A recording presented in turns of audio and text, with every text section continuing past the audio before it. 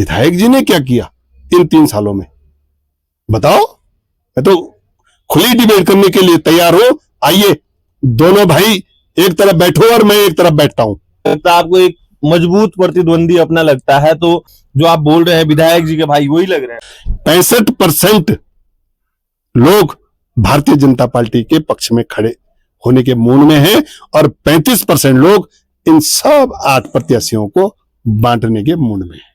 चाहे भाजपा हो, कांग्रेस हो या अन्य कोई भी दल हो, चुनाव के वक्त जो है हमारे युवाओं को शराब परोसी जाती है या फिर अपने वोट बैंक के लिए तमाम वादे होते हैं। किस तरीके से आप ये चीजें देख रहे हो? मैं तो अपने कार्यकर्ताओं को बोल चुका हूं, 9 बजे के बाद मैं किसी का फोन नहीं उठाऊंगा।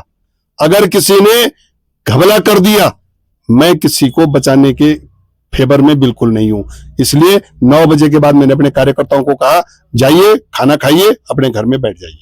साथियों प्रणाम, नमस्कार, स्वागत एक बार आप सभी का पाठ संदेश पर। जिस प्रकार से चुनावी सरगर्मियां, निकाय चुनाव की जो सरगर्मियां जोरों पे है, तो आज हम उत्तरकाशी जनपद के बड़कोट नगर पालिका में है और हमारे साथ भाजपा प्रत्याशी अतुल रावत हैं। आज जानने का प्रयास करेंगे क्या कुछ विजन है और तमाम वो चीजें किस तरीके से लोगों के बीच जनसंपर्क हो रहा है। धीरे धीरे चुनाव नजदीक आ रहे हैं और कहीं ना कहीं प्रत्याशी भी अपना पुरजोर ताकत लगाए हैं। और बड़कोट नगर में यदि बात करें तो 9 प्रत्याशी ग्राउंड पे चुनाव लड़ने उतरे हैं। अब हम बात करेंगे आज भाजपा प्रत्याशी अतुल रावत जी से। जी सर नमस्कार, स्वागत आपका पाठ संदेश पर। धन्यवाद आपका, नमस्कार। सर किस तरीके से आप देख रहे हो, एक चुनावी सरगर्मियां बिल्कुल तेज हैं, कहीं ना कहीं भाजपा के प्रति भी लोगों के अंदर रोष सा दिख रहा है और एक इंसिडेंट अभी हाल ही में कुछ हुआ जिसमें कि आप पे भी आरोप लगे हैं। क्या ये सब चीजें और किस तरीके से आपकी तैयारियां और जनता से क्या प्यार आपको मिल रहा है? देखिए, मैं आप लोगों के चैनल के माध्यम से आपकी बात का जवाब देते हुए नगरपालिका क्षेत्र की जनता, मतदाता भाई बहनों को ये संदेश देना चाहता हूं कि टिकट बंटवारे से पहले भारतीय जनता पार्टी में खूब चर्चाएं परिचर्चाएं होती हैं, दावे ठोके जाते हैं कि मैं टिकट लाऊंगा, मैं उसको दिलाऊंगा, वो लाएगा, वो देगा। लेकिन जब भारतीय जनता पार्टी में टिकट का डिक्लेरेशन हो जाता है तो उसके बाद किसी भी प्रकार की कोई कंट्रोवर्सी कार्यकर्ताओं के बीच में, नेताओं के बीच में न दिखाई देती है और न होती है। रही बात नगरपालिका बड़कोट के चुनाव की, भारतीय जनता पार्टी ने सारे मापदंडों को ध्यान में रखते हुए जो एक पार्टी स्तर पर जो मापदंड अपनाया जाता है, उस मापदंड पर जो इंटरव्यू में गए, जिनका रिज्यूम गया, अतुल रावत उस मापदंड पर खरा उतरा होगा। इसलिए भारतीय जनता पार्टी जैसी पार्टी ने मुझे अपना प्रत्याशी घोषित किया। मैं कृतज्ञ हूं पार्टी के शीर्ष नेतृत्व के प्रति, आदरणीय पुष्कर सिंह धामी जी के प्रति, आदरणीय प्रदेश अध्यक्ष जी के प्रति, जिन्होंने मुझे इस लायक समझा और मेरे पे विश्वास अर्जित किया। किस तरीके से अभी आप ग्राउंड में जा रहे होंगे, तमाम 9 प्रत्याशियां हैं और करीबन 10,000 वोट है, किस तरीके से आप देख रहे हो और क्या विजन लेके आप जनता के बीच में जा रहे हो? बहुत स्पष्ट विजन है भारतीय जनता पार्टी का। मेरा जो पिछला कार्यकाल रहा, मैं आपको एक बहुत छोटा सा उदाहरण देना चाह रहा हूं कि उत्तराखंड प्रदेश के गवर्नर महोदय, मुख्यमंत्री महोदय बड़कोट विजिट पे आए, अनेकों मंत्रीगण आए, अनेकों सांसद महोदय आए। एक रास्ता शहर के बीचों बीच ITI से हेलीपैड को जाता था, उसको खोलने की प्रक्रिया चल रही थी लेकिन नहीं खुलवा पाए। मैंने जैसे ही शपथ ग्रहण किया वैसे ही माननीय मुख्यमंत्री जी के पास गया 6 महीने के बाद, और मैंने अपना त्याग पत्र उनको सौंप दिया कि मैं बड़कोट की चौकीदारी नहीं करूंगा, मुझे जमीन पर काम चाहिए। उन्होंने बोला बताओ क्या क्या प्रॉब्लम है। मैंने कहा ITI वाला रास्ता अभी तक नहीं खुला। उन्होंने उसी समय चीफ सेक्रेटरी उत्तराखंड को बुलवाया और बाकायदा निर्देश जारी किए कि आप कल बड़कोट जाइए, रास्ता खुलवाइए।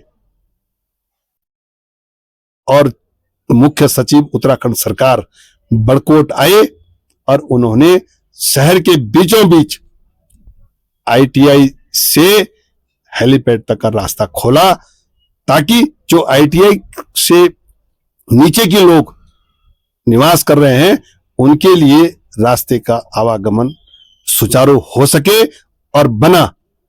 इसलिए मैं नहीं समझता हूं, मेरी कार्यप्रणाली जनता भली भांति जानती है। 396 मकान भारत सरकार से स्वीकृत करा के लाया हूं, जिसमें से आज दिन तक 268 मकानों में नगर पालिका क्षेत्र के वो गरीब काश्तकार निवास कर रहे हैं जिनको उन मकानों में रहना चाहिए। आपके कुछ प्रतिद्वंदियों का ये आवासीय भवनों को लेके भी आप पे आरोप है, किस तरीके से आप देखना चाहोगे? वो बोल रहे हैं कि जी ये भी एक बहुत बड़ा स्कीम है, क्या कहना चाहोगे आप उनको?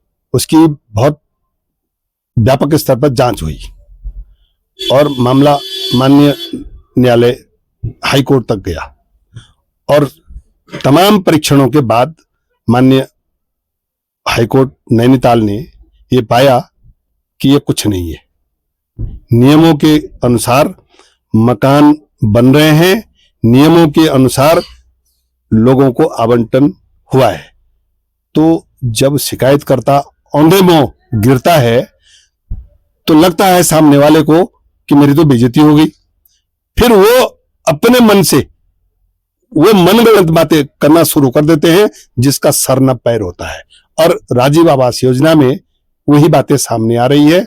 रही बात मेरे कार्यकाल की, मेरे कार्यकाल में बड़कोट नगर पालिका क्षेत्र की जनता के द्वारा जो विकास देखा गया, जो विकास का एक आयाम मैंने तय किया, शायद आने वाले 20 सालों में कोई भी नगर पालिका का अध्यक्ष नहीं कर सकता है।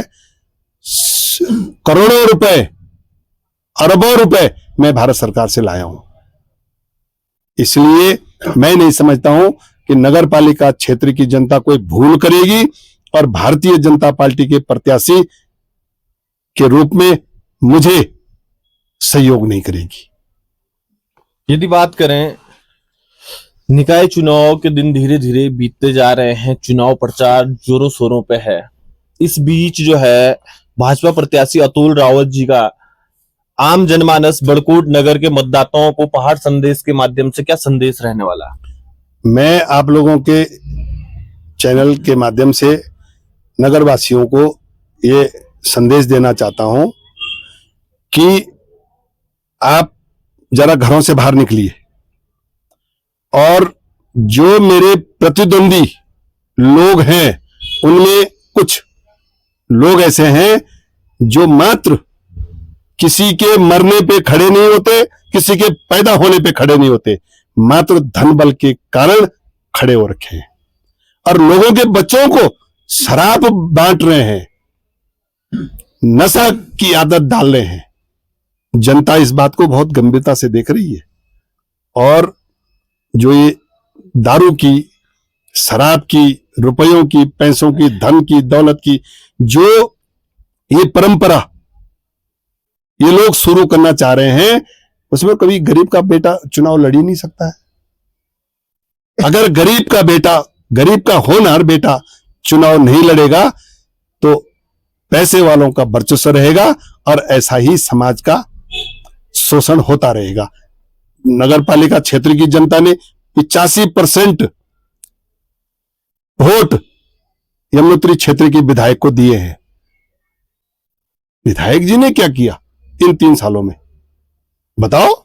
मैं तो खुली डिबेट करने के लिए तैयार हूं। आइए दोनों भाई एक तरफ बैठो और मैं एक तरफ बैठता हूं। 3 साल की उपलब्धियां तुम बता दो और मैं बीते 5 साल की उपलब्धियां बता देता हूं। किस मुंह से चुनाव लड़ रहे हो तुम? किस मुंह से जनता के बीच में जा रहे हो? क्या उपलब्धि है तुम्हारी? तुम बोलना क्या चाह रहे हो जनता को कि तुम्हारे पास पैसा है, तुम पैसों के बलबूते पे ये सब काम करना चाहते हैं? नहीं, बड़कोट नगर पालिका क्षेत्र की जनता स्वाभिमानी जनता है और तुम्हें इसका रिजल्ट 25 तारीख को लगेगा कि पैसों के बलबूते पे गरीब आदमी को कैसे चैलेंज करते हैं। ये आप दोनों भाइयों को 25 तारीख को रिजल्ट का पता लग जाएगा और आने वाले विधानसभा चुनाव में 27 के लिए कमर कस ली है जनता ने कि आओ तुम्हें जवाब देंगे। कहीं ना कहीं आपकी तमाम बातों से लग रहा है कि आपको अपना बिल्कुल 9 कैंडिडेटों में से विपक्षी जो लगता है, आपको एक मजबूत प्रतिद्वंदी अपना लगता है। तो जो आप बोल रहे हैं विधायक जी के भाई वही लग रहे हैं। मजबूत का कोई मतलब ही नहीं है, मैं तो व्यवस्था की बात कह रहा हूं। मजबूत तो और पक्का और कच्चा कौन कह रहा है? मैं तो ये कह रहा हूं कि जो पैसों के बलबूते पे तुम शराब की फैक्ट्री लगाना चाह रहे हो, नदियां बहाना चाह रहे हो, मैं उसकी बात कर रहा हूं। कितना सही और कितना गलत आपको ये सब चीजें लगता है कि हम चुनाव में, चाहे भाजपा हो, कांग्रेस हो या अन्य कोई भी दल हो, चुनाव के वक्त जो है हमारे युवाओं को शराब परोसी जाती है या फिर अपने वोट बैंक के लिए तमाम वादे होते हैं। किस तरीके से आप ये चीजें देख रहे हो? गलत है ये। शराब, नशा खोरी, पैसा बांटना चुनाव के लिए ये घातक है, लोकतंत्र के लिए घातक है। और इसमें होता क्या है कि जो योग्य प्रत्याशी होता है वो पीछे हो जाता है पैसों के बलबूते पे। देखो, गांव की जनता भोली भाली जनता है, उनको बगलाना, उनको अपने कब्जे में करना, मतलब ये मानसिकता को दिखाता है कि ये जनता पैसों के पीछे बिक जाएगी और हम बन जाएंगे। लेकिन नहीं, बड़कोट की जनता बहुत प्रबुद्ध जनता है, पढ़ी लिखे लोग रहते हैं शहर में और लोग खाएंगे। और आप लोगों के चैनल से मैं एक संदेश भी देना चाह रहा हूं नगर पालिका क्षेत्र की जनता को कि अगर आपको कोई 10,000 रुपए दे रहा है तो आपके वोट की कीमत 10,000 रुपए नहीं होनी चाहिए। आपके वोट की कीमत कम से कम 40,000 50,000 होनी चाहिए। और लो उनसे, खाओ पियो मौज करो, क्योंकि जो पैसा ये बांट रहे हैं वो यमुना नदी को चीर के, यमुना नदी का दोहन करके वो पैसा जनता का पैसा है, जनता में बंट रहा है। हमें कोई ऐतराज नहीं है, बांटो। वोट जनता अपने हिसाब से देगी, वोट जनता राष्ट्रीय नीति और प्रदेश सरकार की नीतियों के हिसाब से देगी। एक आरोप जो है आप पे लगता आया है कि आप जो है कार्यकर्ताओं के, आपके कार्यकर्ता या कहीं आप कार्यकर्ताओं को जो है विपक्ष के जो कार्यकर्ता उनको धमकाने का प्रयास कर रहे हैं। नहीं नहीं नहीं, देखो ये सब मनगढ़ंत बातें हैं और खुली किताब, न हम किसी को सुनाते हैं और न हम किसी की सुनते हैं। यदि मैं तो अपने कार्यकर्ताओं को बोल चुका हूं, 9 बजे के बाद मैं किसी का फोन नहीं उठाऊंगा। अगर किसी ने घबला कर दिया, मैं किसी को बचाने के फेवर में बिल्कुल नहीं हूं। इसलिए 9 बजे के बाद मैंने अपने कार्यकर्ताओं को कहा, जाइए खाना खाइए, अपने घर में बैठ जाइए। यदि बात करें, आप एक बहुत लंबे समय से राजनीति के लिए आपका, उससे पहले आप पत्रकारिता के क्षेत्र में भी थे।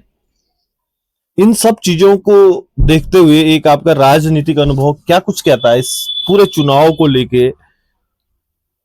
अगर आप मेरी बात पर यकीन करें तो हम जहां जा रहे हैं वहां भारतीय जनता पार्टी का परचम दिखाई दे रहा है। लेकिन मैं ये बात चुनाव से पहले इसलिए बोलना नहीं चाह रहा था कि ये अतिशयोक्ति हो जाएगी। मेरे हिसाब से भारतीय जनता पार्टी के प्रत्याशी के अलावा और कोई प्रत्याशी मुझे मैदान में नहीं दिखाई दे रहा। ये मैच 65 और 35 के लगभग रहेगा। 65% लोग भारतीय जनता पार्टी के पक्ष में खड़े होने के मूड में हैं और 35% लोग इन सब 8 प्रत्याशियों को बांटने के मूड में हैं। तो चलिएगा, ये हमारे साथ एक अनुभवी राजनीति से जुड़े चेहरे अतुल रावत जी थे, जो वर्तमान में बड़कोट नगर पालिका से अध्यक्ष पद की दावेदारी भारतीय जनता पार्टी से कर रहे हैं। साथ ही हमारी तरफ से आपको अग्रिम शुभकामनाएं, और तमाम दर्शकों को हम कहेंगे कि अपना प्यार भी आप यूं ही देते रहिएगा। और इसी के साथ आपसे विदाई लेते हैं। प्रणाम, नमस्कार, धन्यवाद।